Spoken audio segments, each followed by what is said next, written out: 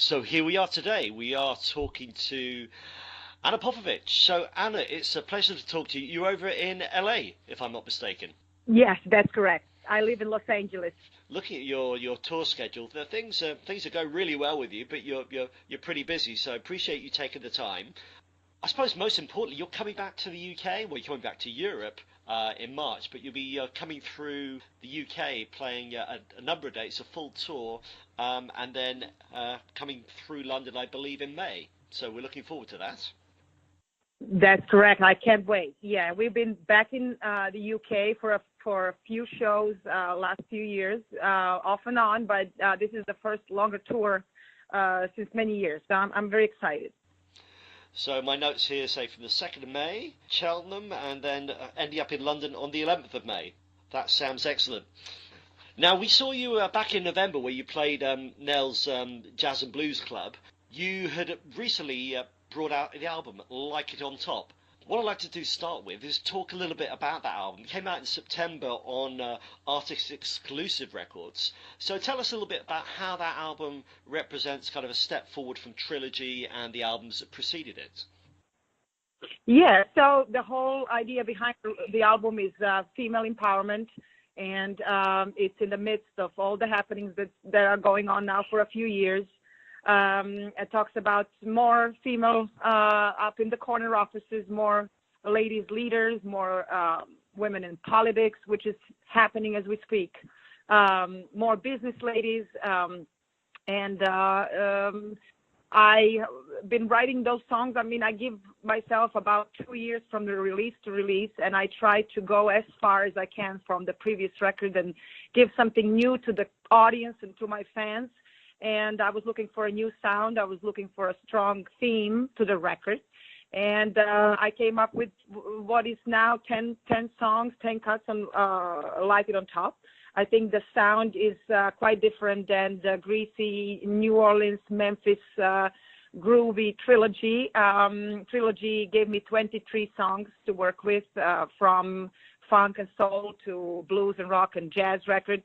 And I was looking for something different, and I thought that Nashville, sort of a cleaner Nashville production with a strong message like that, unites whatever I was doing for the last 10, 20 years, which is working what used to be considered a male job.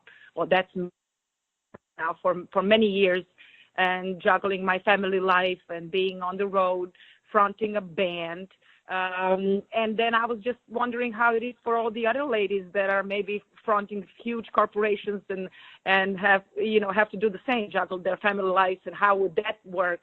And I kind of try to put myself into their skin. And this record came out, and I called Keb Mo, who I planned to do records with for many years, and we never could find time. We finally cleared up our agendas. He came over to Los Angeles, helped me co-write the songs, and we just enjoyed the process of writing together for a week. And then I went to his home in Nashville, where we cut the whole record. And I've heard the record. It does have that really strong, uplifting vibe to it. So that definitely comes across. And I think when you played in November, I'm not sure if you actually played many, if any, songs from the album. When you're back in May, can we expect a good number of these new songs? For sure. And I was really pleased to see how well they match with Trilogy stuff, which is quite different than Like It On Top songs. But I think they really fit perfectly, and it gives a total new sound to the set, and they fit great, and audience loves them. So it's been a fun a few songs to put in the set and make the difference, because they're written in a way that you can take them any place. And I got a band that loves to jam and loves to take things to different places. So those songs are easy to fit and work with them, and they are fun. The messages are fun, and a lot of people can get accustomed with them and feel like they're part of them. And I think to describe your music for people that haven't heard it or seen you particularly live before, when you played back in November, you played with a horn section, so I think it was a sax and a trumpet player, and a real funky rhythm section as well. Yeah, they're gonna be with me this time around as well. So we're gonna do it all over again, and it's wonderful to see that band grow because they're fantastic musicians, each one of them, and it's fun to front a band like that, because the musicians are so high end and they can take music any place, and they love to be surprised. They told me, we love when you surprise us with a segue or do something different or want us to do something different. So basically, we got a few options for the set. Any place it can go. We got a few opening tracks. They're segued and a few options to do them, and we kind of do it on the spot. But they're so good at what they do. So it's fun to be a frontman to a band like that. And I think what came across really well when you played last time is some of the Trilogy songs. I mean, there were a few that jumped out at me. There was the Tom Waits cover, which has got this this great swampy New Orleans sound to it. But the one I really liked was Fence Walk, which is a proper early 70s like funkadelic. I think it was Mandrill that first came out with that. How did that end up on that album and in your set? Because it's kind of left field, but it works really well. I think it's a fantastic song. I came across that song before I was doing Trilogy, and I just fell in love with that sound. Obviously, I was a big band War fan, and this is similar. Mandrill just wasn't as famous as War back in the day, and not many people know about this band here in the States or in Europe. So I love to cover songs that are not that famous. And versus covering maybe a cover of a band War or something that everybody knows, this had a similar sound to me, but it wasn't that known. And I think it's a shame. It was just a little small hit back in the day, in the 70s, for a jam band, 70s jam band, and those. I mean, I looked them up more after that song, and I found out that a lot of DJs were later using their arrangements and their beats and the loops, and I know why, because they were fantastic. That band was fantastic, and they had the equal amount of horns and the horn arrangements. I love horn arrangements, so I'm big on horns in my band, and then obviously a lot of guitars as well, which is unusual for funk band like that. They had some sort of a rock guitars going over those horn lines, which is totally what I love to do. So it was the right choice, and I decided to record it on Trilogy, and then it turned out it's a super fun song to play live as well. So we still play it, and people love it. Yeah, so I mean the set was great because it's you have the high energy blues, the kind of the Albert King and the Freddie King songs you play, but then there's a funk element. The one I really liked again from Trilogy was Train, which I think on the album's got Joe Bonamassa playing the solo. That's right. Joe plays that on the record, and that's another favorite of the audience. So as you know, it's hard for us to add more songs because the songs we play already are great. But we found a way to put in songs off of Like It on Top as well, and keep some of the crowd's favorites. But what you just mentioned is something we really love playing, and we still play it in the set, and people still love it equally. The Tom Waits song is always a winner. Train, people love that, and Freddie King, Can't You See What You're Doing to Me, and Mandrill song, they're just we just love playing them still. And I'm thinking about the latest album. Obviously, there's the title track. I'm hoping you'll do Last Thing I Do, Funkin' Time as well. Does what it says on the label, right? Yes, exactly. So we're gonna do those for sure. Okay, really looking forward to that. Now, if I look through the number of albums you've done, I mean, since you base yourself in the US, I mean, I guess you're pushing like album number 8 or number 9 that you've done since the move from the Netherlands over to the States. And as part of that, there was a really interesting album you did in collaboration with your dad called Blue Room. Yes, yeah, that was really the only album that I decided I'm gonna do this for myself and for my hear me and Grandpa singing and having fun and singing blues. And that's how I started, basically. So I didn't really plan to release it. I thought maybe we're going to put in a few songs on one of the records. But it turned out to be really great, and I thought that it was good for my audience to see where I came from. Yeah, my father is not he's just a hobby musician, you know, so this was absolutely his first time in the studio and ever. And he has no plans on returning to the studio. It's very hard to get him to do at home. So it was a unique record for me, and we just found time to spend a week together in the studio, and it was a wonderful time. And basically came out for Father's Day, and it's a tribute to all the fathers that got their children into music the way he did with me. So, and I mean, I talked to a lot of my colleagues like Joe Bonamassa and Kenny Wayne Shepherd and Johnny Lang. They all have the same story, which was always their dad, who just was, you know, loving music just for the fun of it, and not being an actual musician. You know, they all came into music that way through jam sessions at home. So that was the idea behind Blue Room. And your music has taken you on quite a journey from when you grew up in Belgrade, then over to the Netherlands and over to the States. So what is about music that's kept you moving? You know, I fell in love with America with the first time I played here. I mean, that was basically what I was listening to growing up, that particular sound. And once I came here and actually played for the audience, I finally felt at home.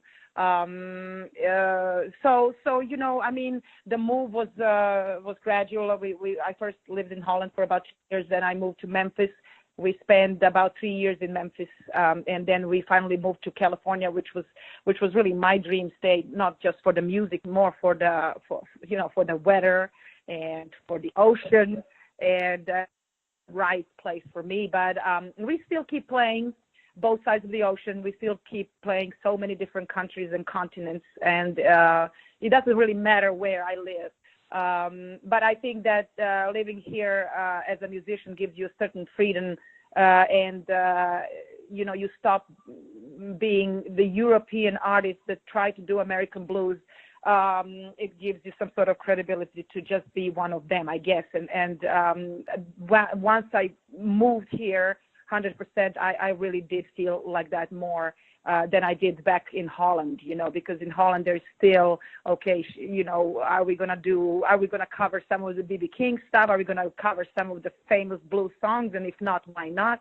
When you live here and you work here and you records here, I have an extra excuse to just do whatever Anna Popovic music is on the American ground. Exactly, and the other thing that it's afforded you is you've made some good friends and allies and collaborators in recent years. So on the album, Like It on Top, you've got Kenny Wayne Shepherd, Robben Ford, and of course Keb Mo as well. So tell us a little bit about those guest musicians, what they added. Yeah. So I mean, it's fantastic. You know, I think that's the of doing what I do is that you know, you really give yourself freedom to imagine a song with anybody you really want, or people that you really want on, and they actually answer your call and find time to do it, which is fantastic. I mean, I already said that, you know, writing with Keb Mo for a week was maybe my favorite part of the whole process, because I'm a fan of his music, and then it's wonderful to see how two of our totally different styles actually can work and meet in the middle and create something different and new. Kenny Wayne Shepherd, it was just a natural thing to ask him to play, because he wrote the song together with Tommy Sims, with who I wrote many songs in the past. So I called him up and I said, I'm going to do that song, Sexy Tonight, and we decided to switch the guitars and I mean, have him do some of those guitar riffs. There's a bunch of guitar riffs on that track, so the guitar is all over the track. So we split them. He was doing some stuff, I was doing some, and it was fantastic. It worked perfectly. I mean, he probably came up with at least half of those guitar riffs together with Tommy. And then Robben Ford, I was a huge fan of Robben's playing, and Keb Mo was a huge fan of Robben's playing. So we were just like kids, happy kids. Once he stepped into the studio and wanted to do 2 tracks, we were just so happy. But Robben is amazing. You know, he's one of a kind. He's one of the top guitar players in the last 50 years, you know, I mean, in the world. So nobody combines blues and jazz and fusion the way he does, and he's like accepted doing that from all different genres equally. You know, he sings the blues. He pays a lot of attention to the blues phrasing, while he can go off and do whatever jazz or fusion. He has a big respect for blues and in his music. And you just don't see that often. There's no other guitar player like that. I mean, you see a lot of jazz and rock, and you see a lot of rock and fusion, and you see, you know, a lot of blues and funk, but jazz and blues really not. And he's very unique in that matter. So I have a lot of respect for him.